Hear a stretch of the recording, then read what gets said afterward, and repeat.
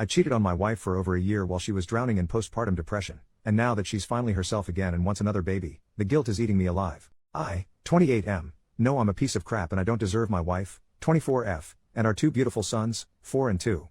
I know that by telling her this will be the end of our marriage. She will not forgive me, there will be no talking through it. She will tell me to pack my bags and leave immediately. I can't live with the guilt of not telling her, but I can't live without her. I don't know what to do. Basically, my wife and I always wanted a traditional family. I would go to work and she would stay home with the kids.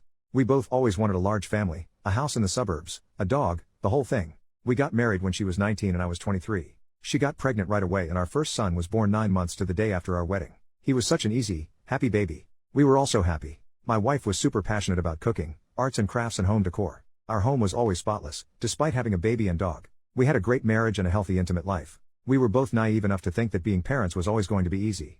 We started trying for another as soon as the doctor cleared us.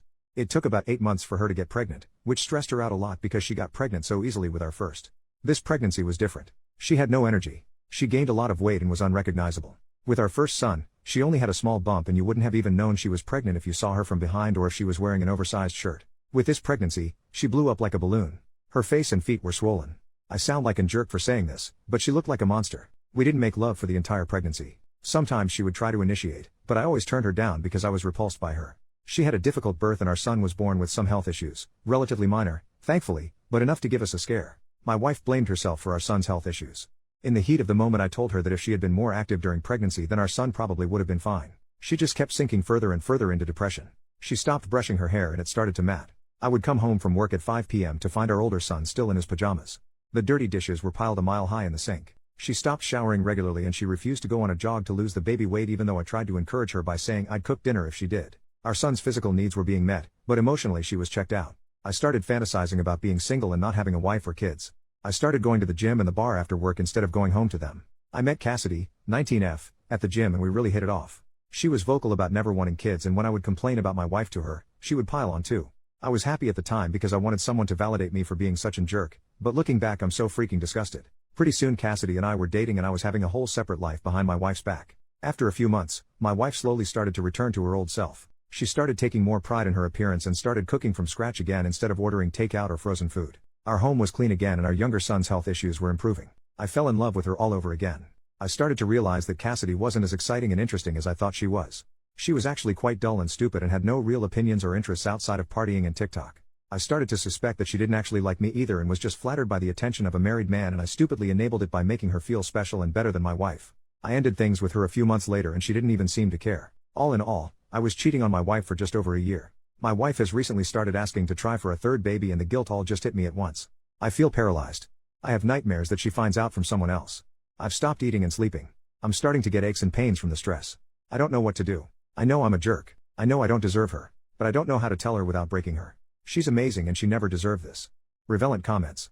Commenter, you are an absolutely abhorrent person. Your wife was so depressed her hair was matted. I want you to think about that for a few minutes. Think about how low and terrible she must have felt to get to that point. Instead of being a kind, compassionate, caring partner and helping her get better, you went out and found someone barely legal to sleep with. I hope she leaves your ass and finds someone who will love her because you do not. You love what she gives you. You love what she does for you. You do not love her. Commenter number 2, did you even try to get her help with the PPD? Good lord. If the guilt is eating you alive, tell her. Everything. All at once. No trickle truthing. No downplaying or minimizing. Apologize, commit to therapy, offer a post-nup, whatever you think would help her to get through the implosion. Then the ball is in her court, and it's her choice whether to kick you to the curb. Update, 3 days later, I really didn't expect the last post to blow up so much. I'm just going to post an update and then I'll probably delete this account. As per somebody's advice, I took the day off work, dropped our 2 sons off at their grandparents' house and sat my wife down. I came fully clean. I made no excuses, told her I didn't expect forgiveness and that she had every right to say or do whatever she wanted. She didn't respond for a while, but then very softly and quietly told me that she wanted me out of the house the next day and that we were done. She didn't scream or cry or show any emotion. I asked her if she wanted to say anything else and she said no. I told her I was sorry and she said she didn't want to hear it. We sat in silence for what felt like forever while she stared blankly into space. When our sons came home, seeing how expertly she was able to put on a brave face and not let them know anything was wrong broke my heart. It hit me like a ton of bricks that she was used to doing this, and it was all my fault. I slept in the guest room that night, but didn't get much sleep. The next morning, our older son asked me why mommy was crying again last night and said he wanted to cheer her up. My wife refuses to speak to me, look at me or acknowledge me in any way. I heard her on the phone to her best friend who lives in another country. She told her that she thought she had found a good one and that she was going to break the mold. Her grandfather walked out and left her grandma with nothing. Her dad walked out and left her mom with nothing. I'm a piece of crap, just like every other man in her life. I left today and she didn't even look at me or say anything. She just continued watching TV and crocheting as if nothing was happening. I'm staying at my parents' house and they are disgusted with me too. My mom cried when I told her. They love my wife like their own daughter. I let everybody down. I deserve everything coming my way. Thanks for the advice and really awful comments towards me. I needed to hear them. Relevant comments. Commenter, you aren't sorry. You are reveling in being the worst person in the world. Your entire focus continues to be on yourself. Your entire post is about how her response made you feel. Nowhere do you state that you intend to make amends, a critical component of true contrition. The only remorse you seem to have is on bad this is making you feel. You made the utterly selfish choice of telling your wife to alleviate your guilt, not for her sake. Why weren't you willing to live with the guilt? Because, just like your decision to cheat, you were only thinking about yourself, what you wanted, and what felt good for you.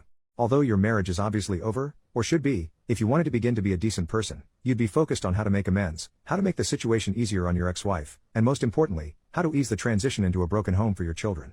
How good of you to run away to your parents and leave all the hard work for your wife.